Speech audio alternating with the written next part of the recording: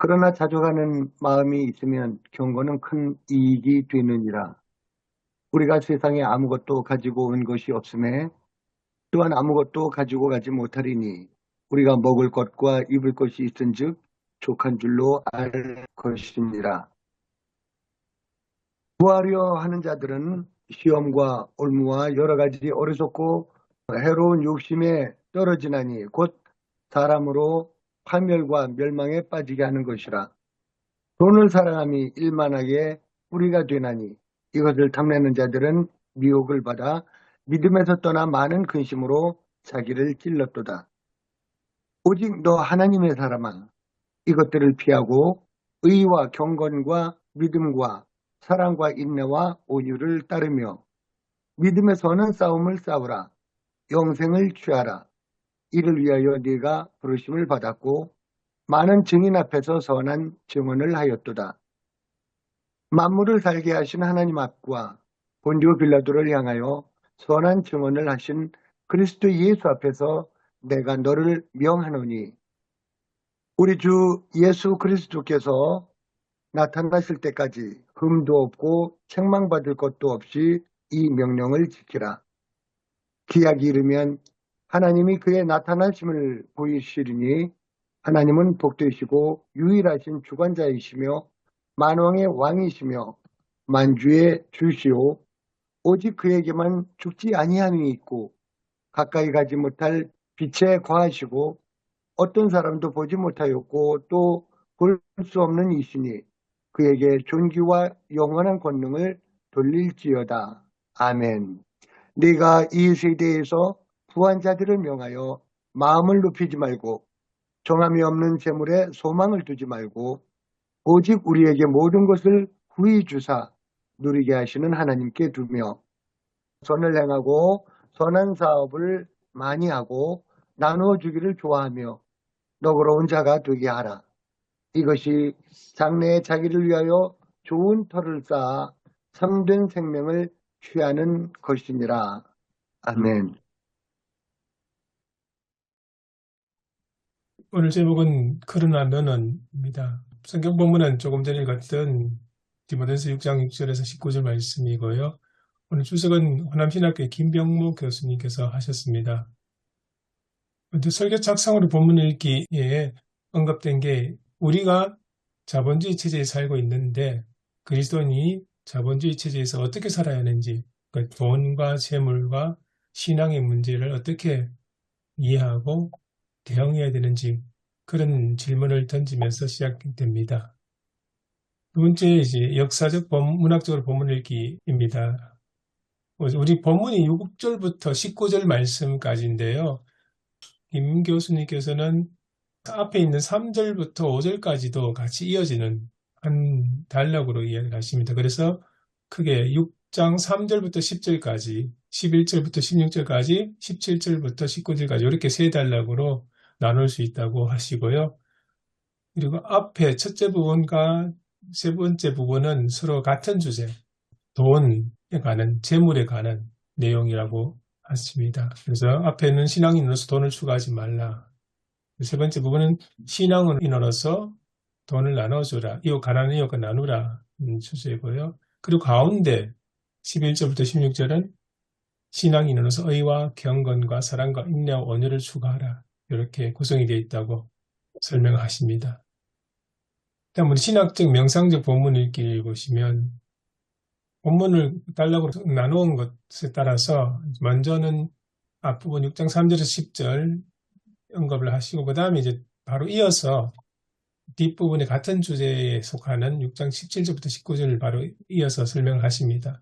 6장 3절부터 10절에서는 5절의 부분의 내용을 설명하기를 경건을 이익의 수단으로 생각하는 자들은 마음이 부패하여 진리를 잃어버린 자들이다. 그렇다면 신앙생활을 통해 경제적인 이익을 도모하지 않고 있는 사람들이 과연 얼마나 될까? 이 목회자뿐만 아니고 일반 평신도 사회에서 이제 그 이야기를 하십니다. 그리고 6절은 경건은 경제적으로 자족해야만 비로소 유익하다. 경건은 신앙을 통하여 경제적 이익을 추구하지 않을 때 비로소 유익하다. 그런 뜻을 해석하시고요.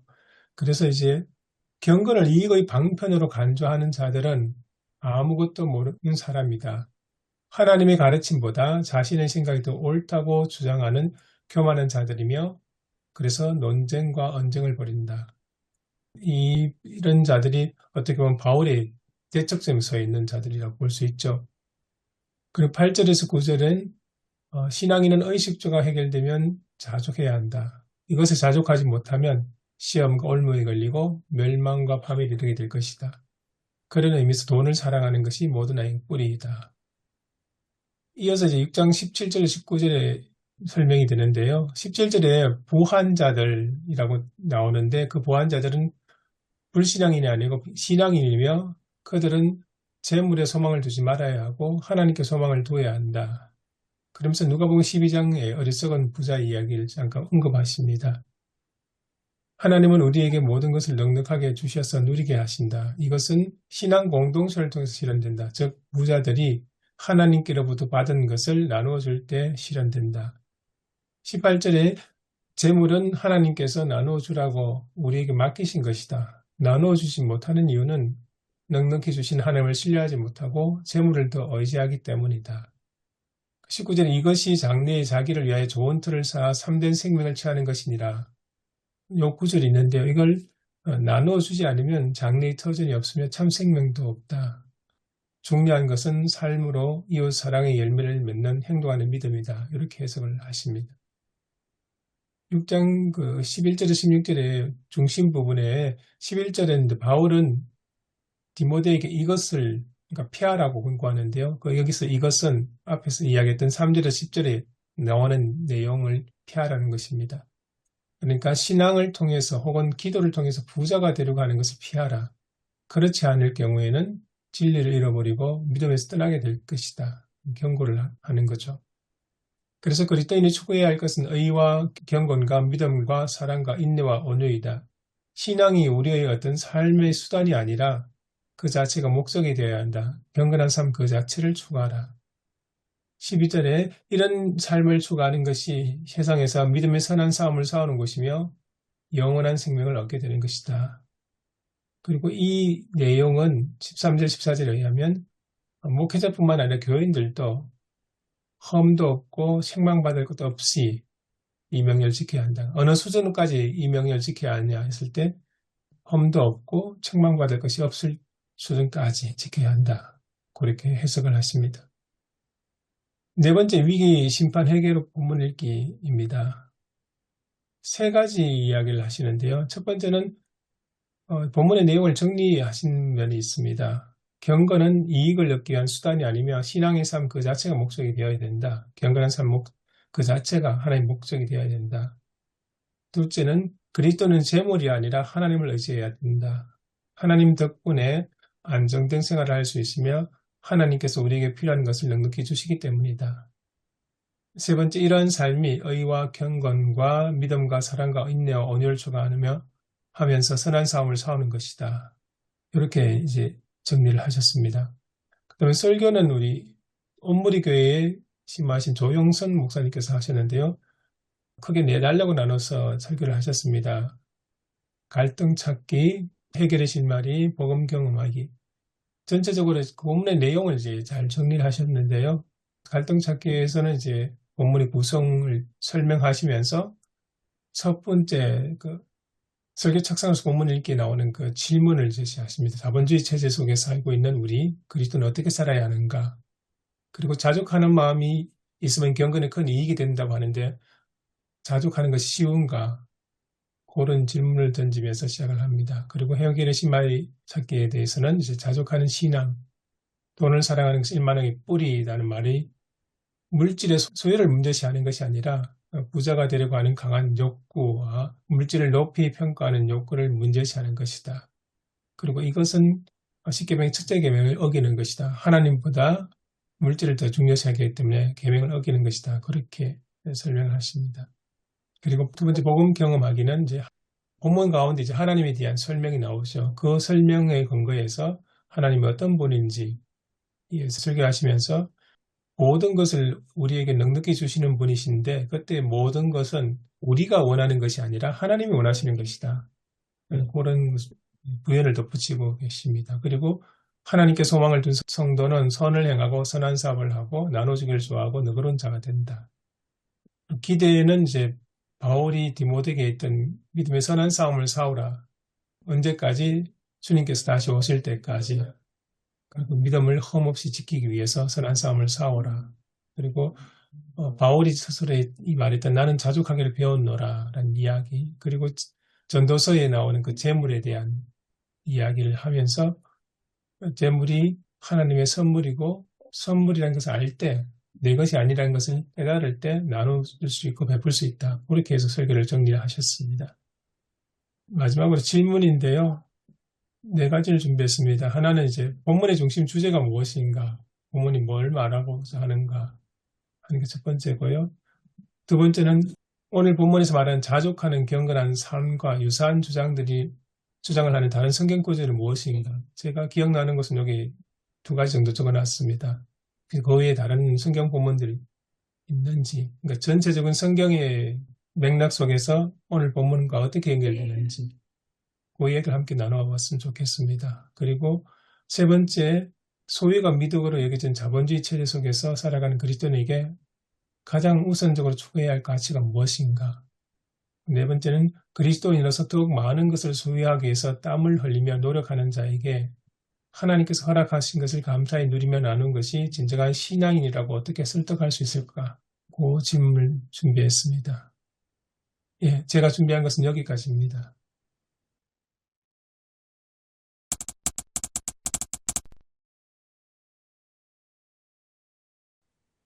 단어 하나를 좀 바꿔 생각하면 어떨까 하는 생각이 들었습니다. 네, 자본주의라는 말을 바꾸어서 맘모니즘으로, 만모니즘을. 예, 돈의 힘, 맘모니즘.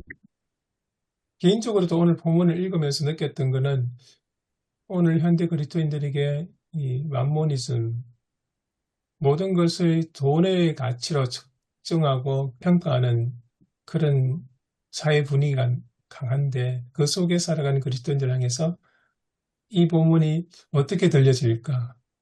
사실 저 자신에게도 굉장히 조금 부담스러운 그런 본문으로 들려지거든요. 자본주의 기원이나 태동이 기독교와 연관되어 있다는 건 우리가 이제 어느 정도 알고 있고, 그런 면에서 이제 자본주의의 이제 장점과 단점을 좀 생각해 볼 필요가 있겠다는 생각이 들고요.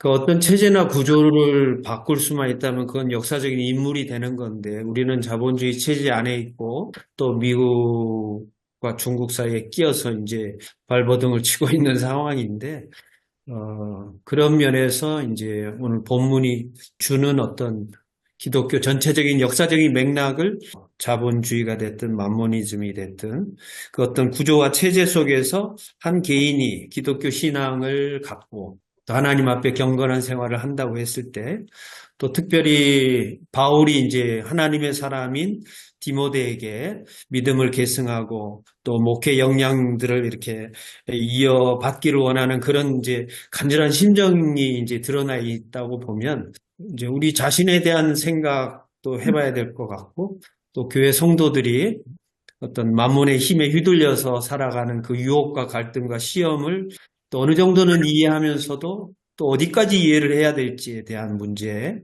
그런 생각도 이제 들고요. 지금 뭐 초두라 그냥 저도 정리되지 않은 생각들을 그냥 많이 나누고 있는데, 에릭 프롬의 책 중에 이제 소유냐 존재냐, 그 책도 생각이 나고요. 그러니까 궁극적으로 저는 이제 지금 본문이 주는 자본과 자족 사이에 우리가 끼어 있다고 생각을 하면, 우리가 어떤 걸 이제 향유한다고 했을 때 우리는 만족할 수 있겠는가? 이 자본주의 체제 안에서 진짜 만족은 줄 때 만족이 오는 게 아닌가? 근본적인 의미에서는. 그러니까 그러니까 나의 존재 의미는 하나님 앞에서만 이게 규정이 될 수 있는 부분인데, 하나님 앞에서만 나의 생명력에 대한 주권자 앞에 나의 존재 의미를 내가 발견할 수 있는 감사가 가능한데, 여기에 끼어드는 것이, 그러니까 만족을 못하게 하는 것이 상대적인 목적이 아닌데 목적인 것처럼 끼어드는 게 돈이 아닐까라는 생각을 해봅니다. 저희도 목회하면서 돈이 좀 있고 헌금 좀 많이 하면 사실 우리가 조금 더 신경 쓰고 좀 눈치도 보고 그런 경향이 인간적으로 생기는 부분들이 있잖아요. 그리고 제 나이 정도 되면 이제 목회자들 만나면 거의 주제가 같은데 보장되지 않는 미래에 대한 걱정이에요. 노후, 그리고 은퇴 이후에 어떻게 살아갈 수 있겠는가. 자신의 형편을 보면 너무 초라하고 교회는 준비가 돼 있지 않고 또 본인들은 성도들은 막 자기 신경을 쓰고 뭐 상속은 준비하는데 실제로적으로 교역자나 목회자들에 대한 어떤 미래에 대한 관심이나 노후 보장이나 이런 것들은 전혀 관심이 없다 보니 외롭기도 하고 애처롭기도 하고 굉장한 이 딜레마에 빠져 있는 목회자들을 뭐 한 10명 모이면 9명은 그런 것 같아요. 그래서 야, 이 문제를 어떻게 그러니까 우리 자신에 대한 문제이기도 하고 한국 교회의 문제이기도 하고 또 어찌 보면 선교사님들이 노후돼 가지고 다시 이제 고향 땅에 돌아와서 우리나라에 이제 노후 생활을 기대하면서 들어오면 기초수급자가 되고 뭐 이런 이제 딜레마가 오늘 본문 안에 그러니까 우리가 디모데라고 한다면 또는 우리가 이제 앞선 세대로서 바울 입장에서 우리 MZ 세대의 믿음의 유산이나 목회 환경이나 또는 한국교회 유산을 이렇게 전달하고 계승한다고 했을 때에 본문이 주는 그 교훈과 도전이 상당히 풍성하고 다양하고 또 굉장히 강력하지 않은가. 또 이 말씀이 전해졌을 때 상당한 사람들이 또 시험에 들지 않겠는가. 그 정도로 자본의 힘은, 만몬의 힘은 세구나. 이런 또 현실을 보게 됩니다. 넋두리 겸 이제 예, 토론의 주제를 여러 가지로 이렇게 좀 늘어놨습니다.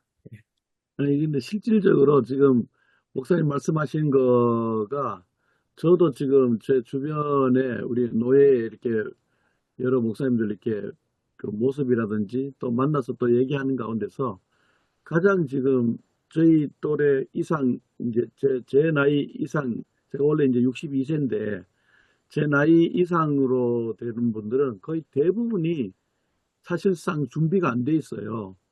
그래서 교회 규모가 일단 어느 정도 있는 분들도 사실 교회가 준비가 안 돼 있고 그래서 사실 어떤 분은 또 수년 동안 그거를 또 준비하는 분도 계시는데 그렇게 해서 또 목사님이 어느 정도 이렇게 마련을 한 분들도 계신데 그렇게 되어질 때에 교회가 또 엄청나게 어려워지더라고요.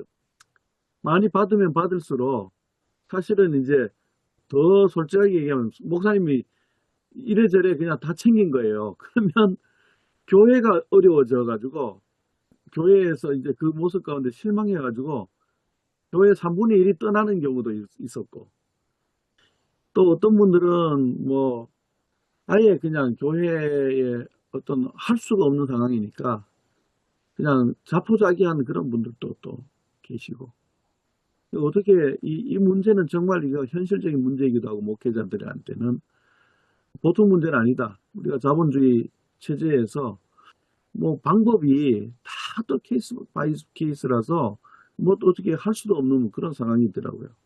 옆에서 이렇게 들으면서 이거 해봐야 뭐 넋두리 얘기만 되는 거죠, 사실은.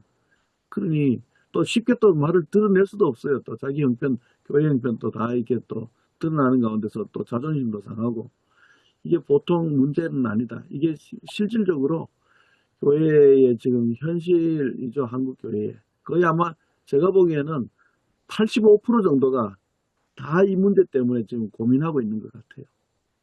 날이 갈수록 심각하지요. 한 7, 8년 됐습니다. 프랑스 개신교는 참 약하지 않습니까?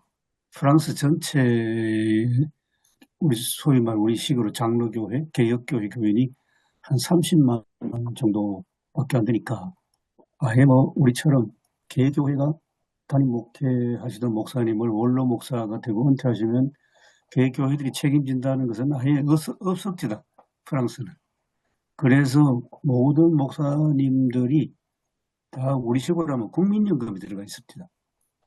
예, 국민연금. 이제 프랑스는 교회가 약하니까 거기도 목사님 목회해서는 도저히 경제적으로 못 살고, 뭐 사모님도 어떤 직장 생활을 해야 이제 생활을 영위할 수 있는, 이제 그것이 뭐 거기는 오랫동안 뭐 당연시되어 와서 목사가 된다는 것은 결코 부자 되는 거하고는 전혀 동떨어지게 살아가는데, 그래도 은퇴 후에 연금은 보장돼 있다. 그게 이제 큰 안정감을 줍니다. 은퇴해도 우리는 뭐 부자로 살지는 않지만은 은퇴하고 나면 모든 프랑스 국민들은 똑같이 연금을 받기 때문에 그래도 안정되게 산다. 좀 그런 설명 들었습니다.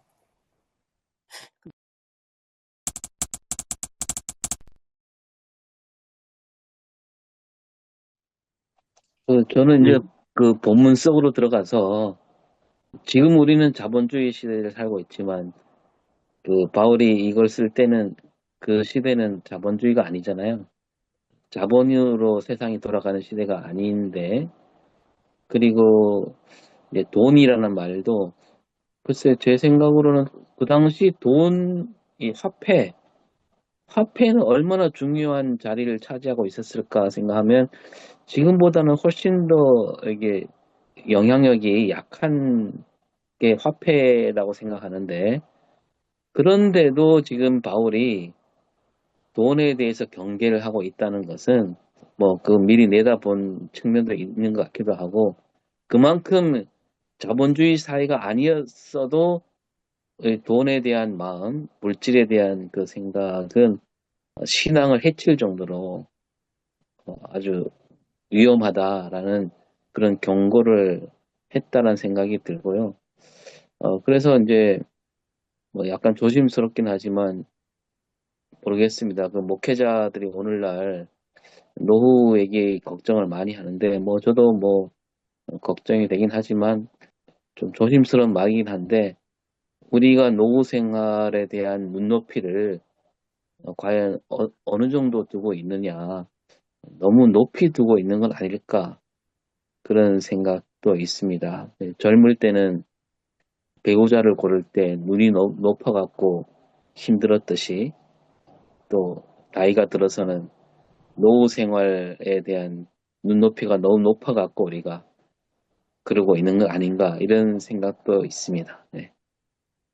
제가 이 본문을 읽으면서 느꼈던 게 두 가지 주제가 이렇게 서로 껴 있다 그럴까요?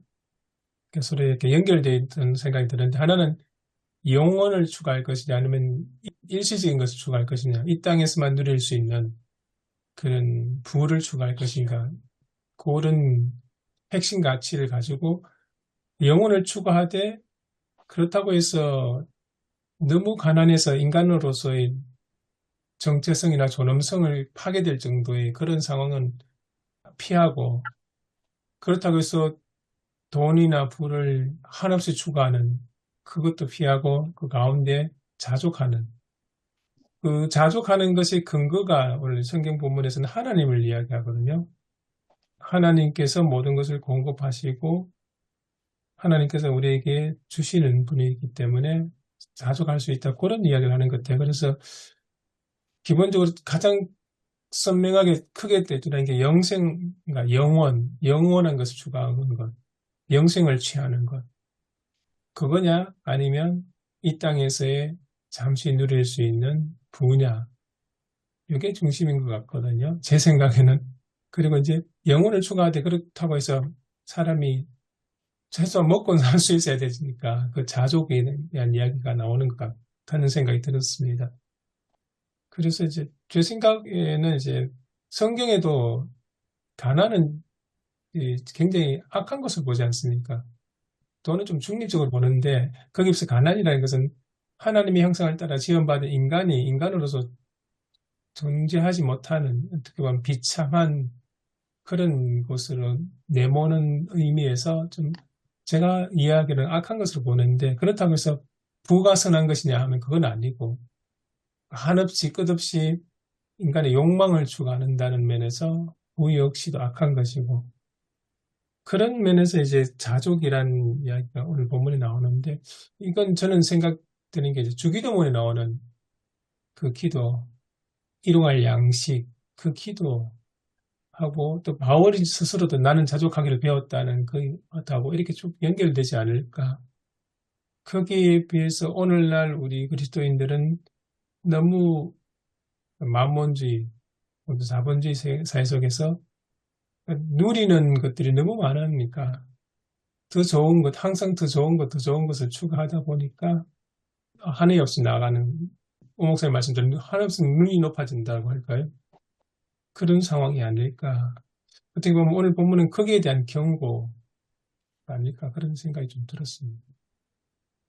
방금 이제 최 목사님 말씀하신 것처럼 돈이라는 것은 그야말로 가치 중립적인 거죠. 이게 누구 손에 달려 있고 어떻게 쓰여지느냐에 따라서 전혀 다른 것이니까 가치 중립적인 것에 대한 것은 저는 옳다고 생각을 하고요. 제가 챗 GPT에다가 방금 오 목사님 그 말씀하신 거를 이제 연결해서 로마 제국 내에서 화폐의 힘이랄까 또 제국 안에서 그 가치의 안정성 그것이 확보되어져 있었느냐에 대한 것을 질문을 했더니 로마 제국 안에서의 그 화폐와 그 가치의 안정성이 제국의 통치력과 직결된 핵심적인 요소였다고 이렇게 설명을 합니다. 그래서 화폐의 힘이라는 표현이 정말 정확한 표현이라고 오히려 이렇게 얘기하면서 왜 그러냐면은 로마 시민이든 또 속주민이든 그러니까 이제 유대 같은 경우에 이제 여기에 해당이 되겠죠. 로마 동전을 신뢰했다는 점이 굉장히 중요한데 이것은 이제 로마의 정치적 신뢰와 군사력을 상징하기도 하고 단순한 거래 수단을 넘어서 제국의 상징이기도 했대요. 한 개의 얼굴이 찍혀 있고. 그래서 이 화폐가 가치의 안정성이 그 재정 초기의 안정성과도 굉장히 직결되어 있는데 아우구스투스 시대 때에 로마 화폐가 가장 안정적이었고 왜 그러냐? 은 함량이 일단 일정했대요. 그래서 하나의 화폐, 하나의 시장 구조가 형성되면서 경제가 굉장히 번성하고 이 안정성, 화폐 안정성 덕분에 상업, 세금, 군사 급여 체계가 매끄럽게 유지가 될 수 있었다. 이렇게 설명이 나옵니다. 뭐 뒤에 것도 쭉 있는데 일단 이 화폐에 대한 돈에 대한 것은 분명히 로마 제국 안에서 그 시대가 자본주의 체제는 아니지만은 그럼에도 불구하고 사람들이 충분히 돈에 대해서 이렇게 집착할 수 있는 그런 상황은 됐을 거다라고 여겨집니다. 참고로 말씀드립니다. 뭐 그런 것 같습니다. 저도 이렇게 외국에서 그 박물관에 가보면 로마 시대 화폐는 굉장히 다양하고 또 은하도 있고 뭐 여러 가지 화폐들이 우리가 박물관에서 이제 보지 않습니까? 그래서 야, 화폐 경제가 굉장히 발전했구나 생각하는데 근데 쭉 돌이켜 보면 그 이후에 로마 제국, 서로마 제국이 5세기에 망하고 정복한 게르만 종족은 농업 중심 사회를 형성했기 때문에 중세가 그때부터 한 1000년 정도 가면 이제 돈보다는 땅 많이 가진 영주들이 이제 지배하는 이제 경제 시스템이 이제 토지를 얼마나 갖고 있냐. 그 토지에서 농사 짓는 노예 같은 사람, 농노인데 그러다가 이제 아까 김성근 목사님 잠깐 언급하셨듯이 중세가 거의 끝날 무렵 되면 도시가 형성되고 도시에는 반드시 시장이 형성돼가지고 물물 교환하던 시대가 끝나고 화폐가 등장하면서 이제 새로운 계급, 돈을 가지는 계급들이 이제 새로운 세력을 등장하니까 그래서 이제 이태리 르네상스 운동들이 나고 뭐 칼빈이 종교개혁했던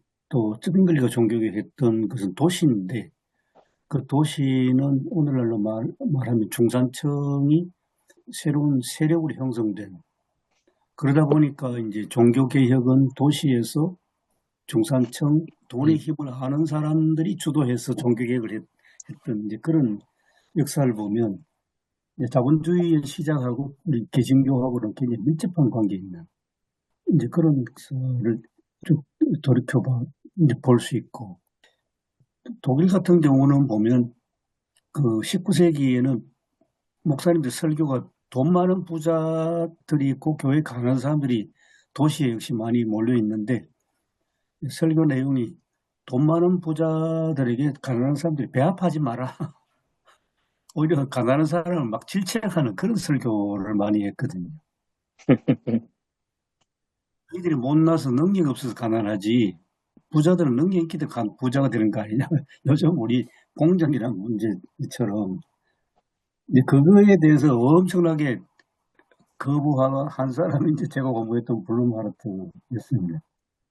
이게 자본주의는 뭐 어떻게 보면 돈이 가치 중립이듯이 자본주의에 대해서도 그렇게 질투하지 않지만은 그렇지만 자본이 지배하는 소위 만모니즘 사회를 강하게 질투하면서 사회 구조의 문제에 대해서 굉장히 강하게 블룸하르트는 거부했습니다.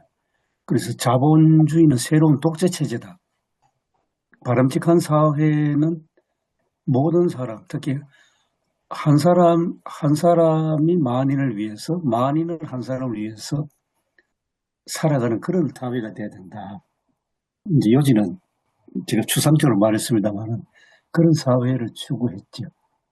그 당시 독일에서는 한참 그 노동자들이 어려울 때는 하루에 심할 때 16시간 노동해야 되고 또 엄마 아빠가 같이 맞벌이 해도 밥 먹고 못 살기 때문에 어린아이도 노동 현장, 공장에 동원돼서 어린 노동이 심각해서 몇 년 넘는지 모르겠습니다. 19세기 중반에 12세 이하의 어린 노동은 금지했습니다. 그런 아주 심각한 이제 문제에 있을 때 노동운동이 일어나고 그리고 그 노동운동은 당연히 반교회죠. 교회는 기독권 편에 서 있었으니까. 반교회 운동은 노동운동이고 그 교회는 또 노동자들 향해서 저놈들은 무신론자다. 교회를 부정하니까 무신론자라고 그렇게 얘기하고. 블룸하르트 같은 경우는 좀 심하게 이야기했습니다. 예수를 따르던 12제자는 프롤레타리아들이었다. 그렇게 설교를 합니다. 그리고 여성 노동자들의 노동 문제도 심각한데 여성 노동자들이 어떤 자기들의 권리, 노동자로서 인권에 대한 것을 문제 제기하는 시위를 할 때 목사인데 블룸하르트는 나가서 그걸 지지합니다. 이제 어떻게 보면 설교인데 그런 정치 연설을 통해서 노동자들을 이제 지지하는 그건 한 19세기 독일 상황이었습니다.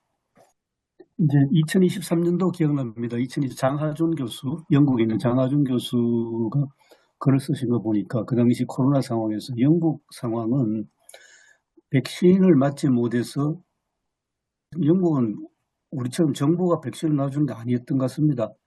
백신을 맞지 못해서 줄줄이 죽어나가는 그런 영국 상황인데 그런데 또 다른 한편에 보면 일론 머스크, 테슬라 CEO, 그다음에 아마존 CEO는 우주 나가 살겠다고 뭐 수조 원 돈을 들여가지고 그렇게 로켓 실험하는 그 모순된 현실에 대해서 장하준 교수가 엄청 이제 지적했습니다. 돈 많은 부자를 향해서.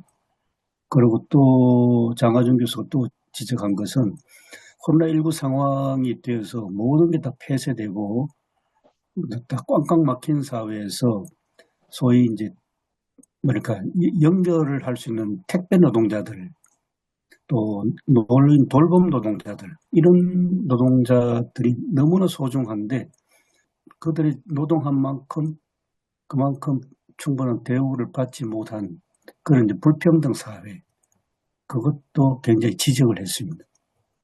이렇게 빈익빈 부익부되는 사회 구조 문제. 근데 설교에서는 이런 이야기하기가 참 불가능하지 않을까 하는 그런 생각도 하긴 합니다.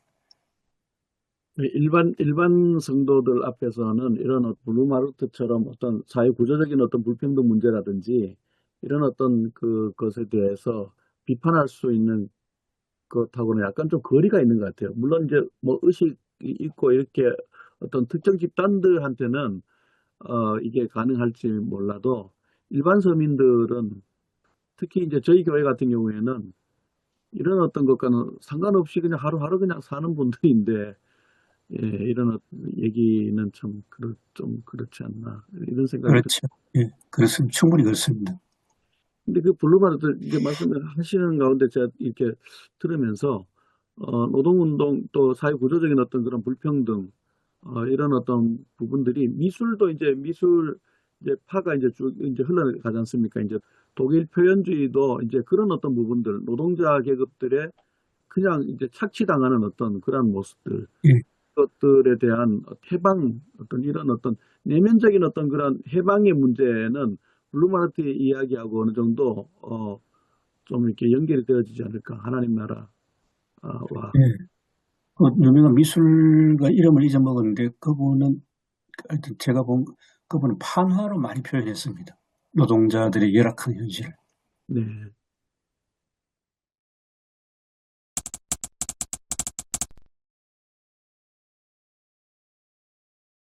네, 최영재 목사님이 본문을 다시 이렇게 구조 설명해 주시면서 영생에 대해서, 영혼에 대해서 강조하는 것, 그 부분 되게 중요하다고 생각했고요. 편지이기도 해서 되게 함축적이겠지만, 되게 잘 쌓아 올린 글이다라는 생각도 했고요. 3절, 저도 이제 그 주석해 주신 교수님처럼 3절부터 보고 싶은데요. 3절, 5절이, 3절부터 5절이 경건을 이익의 방도로 생각하는 자들에 대한 수신자를 좀 특정하고, 적어도 이 부분은 수신자를 특정하고 시작하는 것 같다 생각했습니다. 그리고 그렇게 이제 그 사람들을 향해서 6절부터 10절에서는 자족할 것, 이익을 뭐 더 많은 더 큰 이익보다도 자족할 것, 악의 뿌리를 제거할 것, 뭐 이런 이야기를 제안을 한 것 같고요. 6절, 10절은 여기서 조금 순하게 좀 제안을 했다면, 11절부터 16절은 좀 세게 제안하는, 세게 경고하는 느낌을 저는 받았습니다. 본디오 빌라도 로마 체제에 저항했던 이제 예수, 그 선한 증언이라는 표현도 나오는데, 너희가 선한 증언을 했다면 본디오 빌라도 앞에서 선한 증언을 한 예수를 생각해야 해. 이렇게 이야기하면서 뭐 그 독일 성서공회 해설에 의하면 선한 증언이 이제 그 세례 문답 때 했던 말 혹은 임직식 때 했던 고백을 선한 증언이라고 독일 성서공회 해설은 소개하네요. 네, 그런 걸 했다면 예수께서 빌라도 앞에서 선한 저항을 하다가 죽으신 것처럼 죽을 수 있어야 해. 뭐 되게 강하게 이야기하지 싶고요. 근데 그 예수가 영생을 하셨어. 디모데서의 표현에 의하면 이제 유일한 어떤 영생이라고 표현을 했습니다만 그 첫 번째 영생이라는 표현으로 봐도 되지 않나. 근데 여하간 그 예수 빌라도에게 저항할 로마 체제겠죠. 로마 체제에 빌라도에게 저항을 해야 영생할 수 있어. 되게 강하게 이야기하고 있는 것 같습니다. 17절, 19절은 또 다시 또 약간 좀 톤을 좀 떨어뜨리는 느낌인데요. 저항이 어쩌면 필요 없어지거나, 그러니까 디모데 서신이 좀 후대 서신이어서 이제 뭐 이제 역사적 예수 다루는 분들은 이제 디모데서를 이제 바울의 순수 저작으로 보지 않기도 하잖아요. 그러니까 후대에 쓴 책이라면 그러니까 예수님 당시처럼 저항해야 할 필요 혹은 박해의 완화, 저항해야 될 필요가 좀 사라지고 박해가 완화된 시기일 수도 있다면 그 세대, 그 시대와 그 시대를 살고 있는 세대에게 좀 대안을 주는 거 아닌가 싶기도 하고요. 그 선한 사업을 해야 해. 나눠 주어야 해. 이 정도로 약간 톤 다운하는 느낌도 저는 좀 받습니다. 그게 이제 본문이 이제 제가 이번에 지금 목사님들 이야기 들으면서 생각한 본문들이었고요. 그럼 예수는 빌라도에 대한 변론은 뭘 하셨냐? 얼른 제가 기억이 얼른 나지 안 나가지고. 마태복음 27장에 이제 빌라도를 대면한 장면에서 우리 아시는 것처럼 아무 말씀도 안 하셨네요. 빌라도에게 아무 말씀도 하지 않으셨던 묵비권을 행사하신 건데 이것도 좀 재미있었고요. 빌라도 앞에서 선한 증언을 한 예수처럼 해야 해라고 바울은 이야기하는데 마태복음에 의하면 예수께서는 아무 말씀도 하지 않으셨다. 요게 또 그 변론과 언쟁을 좀 지향하는 부분하고 좀 연결되지 않나 싶기도 하고요. 4절에서 그 변론하지 마, 이런 표현 나오잖아요. 그게 이제 예수께서 빌라도 앞에서 침묵하셨던 말로 하는 변론의 무용함에 대한 또 다른 증거 아닌가도 싶고요. 예수의 그러면 변론은 선한 증언은 이제 뭐였을까? 공중의 새, 여우에게도 굴이 있지만 나는 집이 없다라고 하신 그 예수의 말이 아주 강력한 선한 증언 아니었을까? 그리고 실제로 이제 길 위에서 사실상 사셨던 예수의 이제 삶이 빌라도 앞에 사셨던 선한 증언 아닌가? 그런 생각하면서 본문을 일단 1차적으로 이해해 보았습니다. 본문을 아주 새롭게 볼 수 있는 통찰력을 주셔서 감사합니다. 조금 더 생각해 봐야 될 것 같습니다.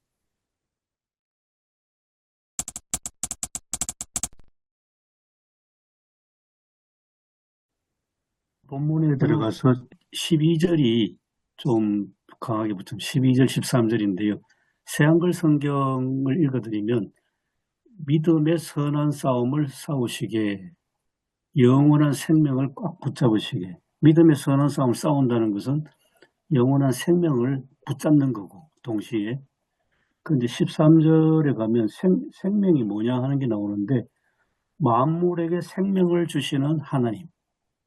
결국은 생명을 붙잡는 것은 하나님을 붙잡는 건데, 근데 그거를 오늘날 우리 살아가는 자본주의 사회 체제하고 제가 연결해서 좀 말씀드리면, 저는 교회에서 교인들 앞에서 그런 이야기 했습니다. 요즘은 우리가 살아가는 모든 만물에 다 이제 돈으로 환산해가지고 제일 큰 게 저는 부동산이라고 설명해 드렸습니다. 교인들한테. 우리가 뭐 서울에서나 뭐 지방에서나 땅 하면 다 땅 한 평 얼마 돈으로 환산하는 게 우리에게 너무나 익숙해 있는데, 원래 땅은 돈으로 환산하기 이전에 하나님이 창조하신 땅이고, 그리고 과학자들의 설명에 따르면 그 흙 세제곱센티미터 안에 1cm, 1cm, 1cm 안에 생명체가 무려 3천만 개 살고 있다는데, 그럼 땅은 생명덩어리인데 그걸 사람들은 돈으로 환산하고, 그리고 그 생명체인 그 흙위에다가 사람들이 자기들 살아가기 편하자고 아스팔트를 깔아가지고 그 아스팔트 밑에 있는 생명체를 다 죽이는 것도 서슴지 아니하고, 그리고 본래 흙이 있고 나무가 있어야 사람이 살 수 있는 동네인데 그걸 다 회색빛 시멘트로 아파트를 높이 짓고, 그리고 아파트 뭐 한 채 얼마, 한 평에 평당 얼마 돈으로 다 환산해버리는 이런 사회 체제에서 우리가 살고 있습니다. 저는 그 설명을 한번 해드렸습니다. 생명이 우선이고 생명이 절대적으로 중요한데 모든 게 다 돈으로 환산해버리니까 돈으로 생명을 살 수도 없는데, 그게 오늘 우리 사회에 살아가는 현실입니다. 저는 그런 설명을 했어요. 뭐 다른 얘기를 어제 신문에 봤습니다. 뭐 소위 그 영재들 키운다고 과학고등학교 졸업하고 뭐 그런 영재 학교를 졸업한 그 학생 우수한 젊은이들이 1년에 뭐 143명인가 의과대학으로 바꿨답니다. 의사들 얘기 들어보니까 요즘 지방 안 간답니다. 의사들이. 젊은 의사들이. 지방에 뭐 연봉 10억씩 준다 해도 안 가고 서울에서 좀 적게 받더라도 서울에 있는 것이 훨씬 낫다. 요즘은 또 그런 추세. 아까 김영기 목사님 말씀하셨던 그 사절에 나오는 그 논쟁에 대한 그 설명을 제가 여기 주석하신 분의 설명을 이해를 빌리자면 그 논쟁은 다른 논쟁이 아니고 바울과 달리 경건을 이득의 수단으로 그렇게 설계하는 자들, 그런 게 이제 가르치는 자들, 그들과의 논쟁을 이야기를 하더라고요. 그러니까 그들은 여기 바울 디모데전서에 하면 아무것도 알지 못하는 사람들이고 그냥 투기와 분쟁으로서 어떻게 보면 바울은 자족하는 삶, 자족하는 경건을 이야기하는데 오히려 그런 이야기가 자신들의 그 생각과 부딪히게 되고 어떻게 보면 그들의 이익이나 권익을 침해한다고 생각해서 바울의 생각에 대해서 논쟁하고 언쟁을 일으키는 그런 식으로 설명을 하시더라고요. 이게 연결해서 이제 말씀을 드리면은 거짓 교사들에 대한 어떤 그 얘기이기도 하고, 그러니까 이게 지금 경건을 이익의 방도로 생각하는 자들이 거짓 교사들이잖아요. 3절에 보면은 누구든지 다른 교훈을 얘기하는 사람들, 그리고 경건과 관련한 교훈을 따르지 아니하는 이런 사람들이 이제 다 거짓 교사들이고, 이런 사람들은 또 당시 이제 초대교회에 요즘에 우리 목회자들하고도 좀 연결이 되어지는 것 같은데, 요즘 세상은 조금 지금 상황은 좀 다른데, 우리가 한 70년대, 80년대만 하더라도, 80년대는 좀 아닌 것 같고, 80년 중반 이전까지만 하더라도 70년대는 분명히 그랬던 것 같고요. 제가 느끼기에. 목사님이 되어지는 것은 경제적인 부와 어떤 명예까지도 동시에 다 취할 수 있는 하나의 어떤 방편이 충분히 될 수 있었다라는 거죠. 그러면 이제 초대교회 입장에서도 이제 교회가 이제 안정적으로 되어지고 하면은 충분히 그럴 만한 어떤 상황이 되지 않았을까. 지금 디모데 전서 후서를 기록할 때쯤 되었을 때는 그래도 꽤 초대교회가 어느 정도는 그래도 안정적으로, 물론 가정교회였겠지만은 그래도 꽤 규모가 되어지면은 영향력도 좀 확보도 되어지고 또 자신들의 어떤 그런 이익의 수단으로 충분히 삼을 만한 그런 어떤 매력적인 어떤 위치가 그 교회 지도자일 수도 있는데, 그런 어떤 부분들에 대한 이야기를 지금 디모데에게 하면서 경계를 하는 어떤 그런 모습이 아닐까. 네, 충분히 그럴 수 있겠습니다. 현대 성서 주석에는 아직 노골적으로 이런 문장이 나옵니다. 그러니까 이런 그 경건을 이익 수단으로 사용하는 사람에 대해서 그들은 이렇게 이야기한다고 합니다. 저의 사익을 위해 오늘 헌금하십시오. 그러면 당신은 내일 성공하실 것입니다. 이렇게 설계하는 사람들이라고 노골적으로 이렇게 명시를 해놓은 걸 봅니다. 그러니까 오늘 우리도 마찬가지인 것 같아요. 이게 사실 목회자한테는 굉장히 불편한 얘기잖아요. 이 본문이.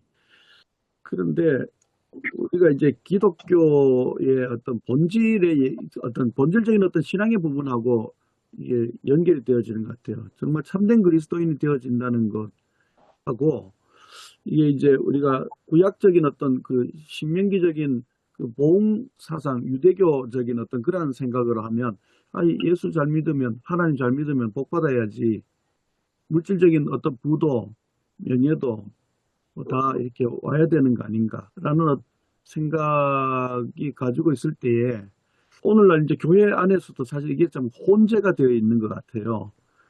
경건에 대한 얘기하고 참된 바른 하나님 보시기에 어떤 코람데오의 어떤 이런 모습들을 얘기하면은 매력이 떨어지잖아요. 이 자본주의에서는. 근데 진짜 그리스도인의 모습이 어떠해야 되는가에 대한 어떤 것을 생각하면은, 신앙생활 잘하면 그냥 돈 번다. 또 신앙생활 잘하면은 뭐 잘 된다. 명예에 대한 얘기잖아요. 근데 저는 이제 그 목사 안수 받을 때 저에게 권면하는 분이 뭐 늘 하는 얘기죠. 이제 돈, 여자, 명예 이거 조심해라 이 얘기를 하셨는데 계속해서 이게 따라오는 얘기인 것 같아요. 오늘날에도 진짜. 그리고 명예가 특별히 더 돈도 유혹도 많이 따라오는 자리니까 그게 꼭 여자가 아니라 여자의 문제가 아니라 어떤 물질의 어떤 유혹도 계속해서 따라오는 것이고 그래서 사고가 나는 것이기도 할 테고 이런 어떤 부분들이 참 불편한데 어쨌든 연결이 되어질 것 같습니다. 예, 구절 말씀 그대로입니다. 부유하기를 바라는 사람들은 유혹과 올가미에 떨어질 걸세. 또 바보 같고 해로운 많은 욕망에 빠져들 걸세. 그것들이 사람을 멸망과 파멸에 빠뜨린다네. 돈이 나쁜 건 아니지만 항상 돈에 붙어있는 게 유혹 아니겠습니까? 예.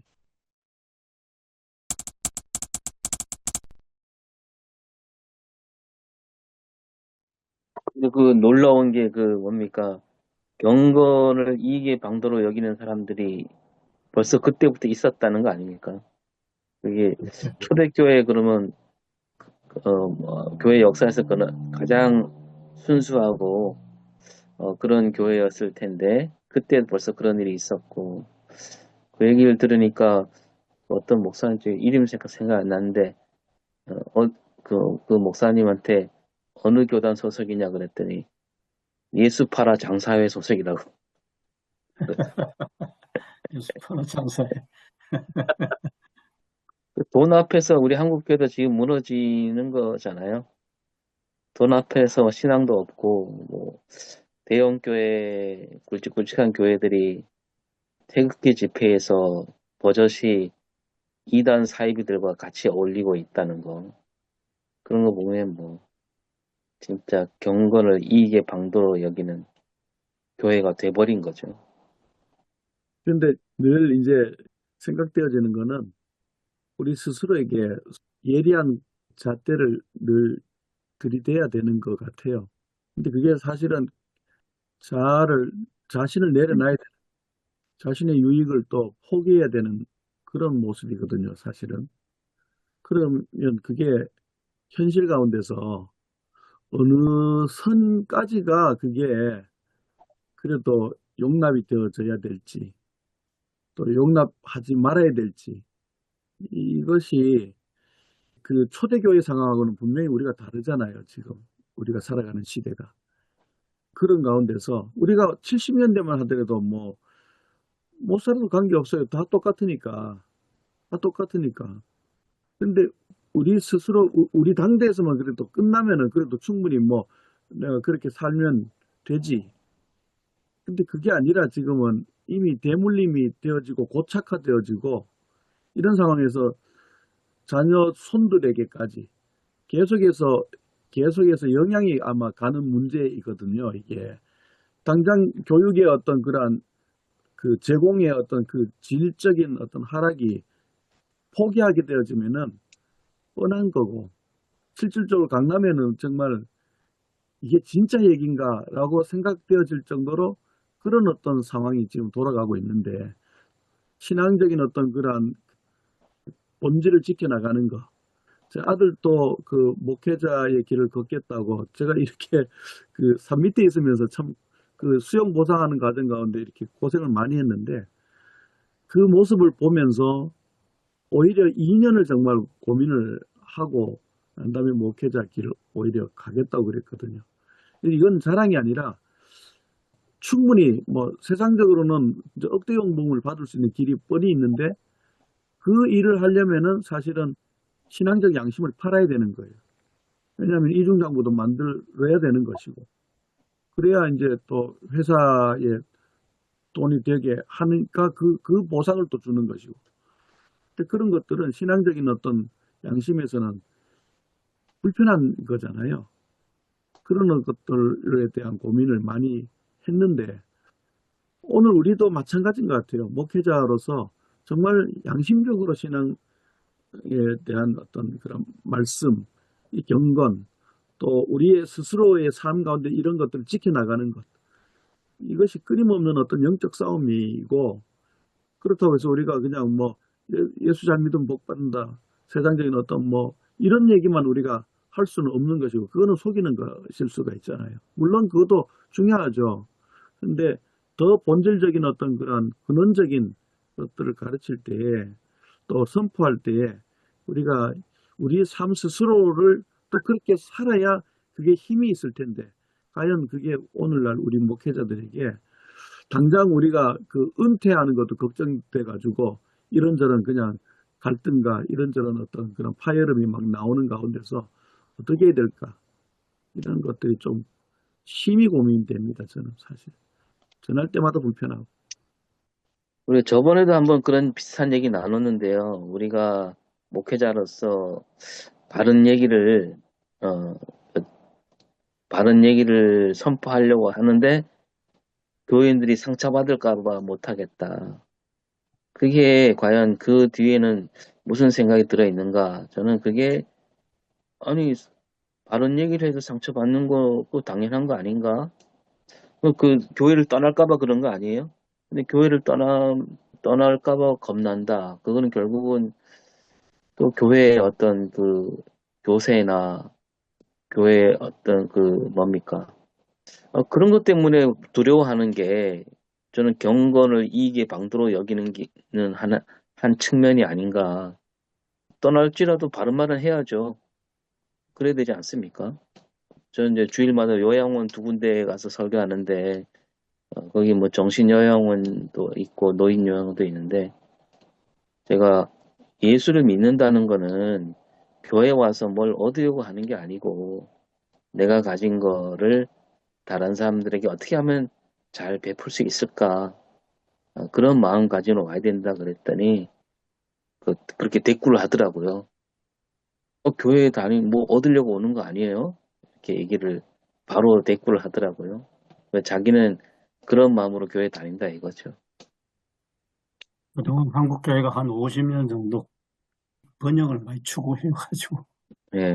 다뭐 알게 모르게 물들어 있었던 것 같습니다. 가짜 교인을 솎아내야 되지 않겠습니까?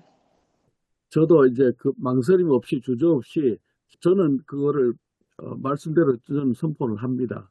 전혀 뭐 성도들에 대해서 뭐 돈이 있고 없고 관계없이 저는 전합니다. 왜냐하면 저는 적어도 그렇게 살았다고 저는 생각을 해요. 충분히 뭐 제가 더 많은 것을 누릴 수도 있었는데도 저는 내려놨었고, 틀림없이. 그리고 지금도 여전히 세상적으로는 바보 같은 어떤 그런 모습이 있는 것 같아요. 그런데 그것보다도 저는 이제 성도들이 체질 개선이 참 어렵다라는 생각을 솔직히 많이 해요. 이제 우리 목회자들끼리니까 평생을 사실 번영신학에 물들어 있는 거잖아요. 평생 그냥 예수 잘 믿으면 복 받는다, 자녀도 잘 되고 장수하고 자녀의 축복도 받고 물질 축복도 받고, 그 신명기적인 어떤 그런 분명한 이제 보응의 어떤 그런 이 신앙이 있는 거예요. 근데 거기에다가 참된 신앙인, 바른 신앙인의 모습이 어떠해야 되는가? 하나님의 성품을 닮아가고 우리의 삶 가운데 정말 성령의 그 열매들이 정말 맺어지는 어떤 이런 어떤 모습들에 대해서 얘기하면, 늘 가지고 있던 그냥 예수 잘 믿으면 마치 뭐 절에 우리 정성 다하고 그냥 열심히 그냥 교회 그냥 왔다 갔다 하면서 하는 것처럼 그렇게 생각하다가 혼란이 오는 것 같아요. 제가 보기에는 연세가 좀 있으신 분들은 정말 혼란스러운 것 같아요.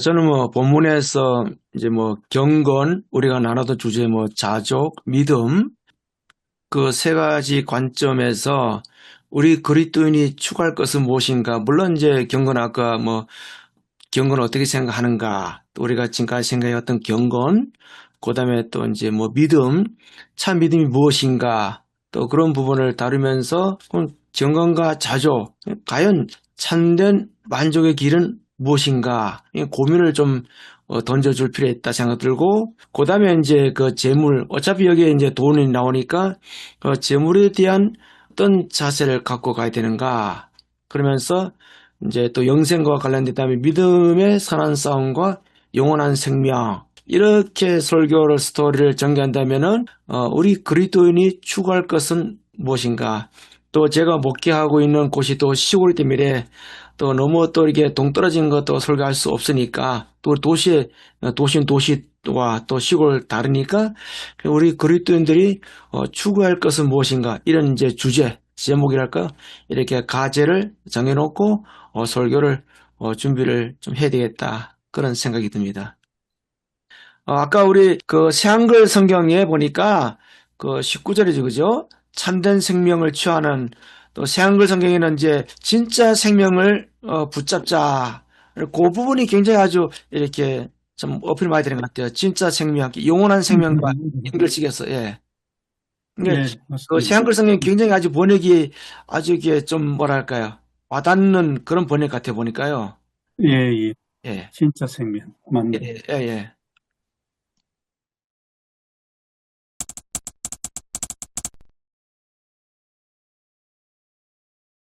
사랑과 은혜가 많으신 아버지 하나님, 참 감사를 드립니다.